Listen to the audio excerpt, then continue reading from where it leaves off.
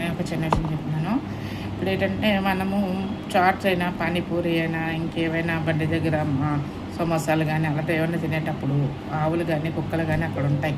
అవి మన వైపు చూసేటట్టయితే, మనం తినేటప్పుడు మన వైపు చూసేటట్టయితే కంపల్సరీగా కొద్దిగా పెట్టండి. ఒక ప్లేట్లో మనం ప్లేట్ తీసుకుంటాం కదా, చాట్ కానీ లేకపోతే నూడిల్స్, ఎగ్ నూడిల్స్ కానీ, చికెన్ నూడిల్స్ కానీ తీసుకుంటాం కదా, అలా తీసుకుంటే కూడా ప్లేటు, ఆ ప్లేట్ మన కడుపులో మన పొట్టకి ఎక్కువైపోతుంది ఆ ప్లేట్. ఎందుకంటే మనకు ఆ ప్లేట్ తినడం అంత వల్ల మనకి ఫ్యాట్ అనేది పెరుగుద్ది. ఆకలి వేసినా సపోజ్ మనకు తెలియకుండానే మనం తినేస్తాం కాబట్టి మనకి సపోజ్ తెలియకుండానే ఫ్యాట్ మనకు వస్తుంది. అలాంటప్పుడు అవి చూస్తేనే వెయ్యండి, చూడకపోతే అక్కర్లేదు. నేను వేయమనట్లేదు.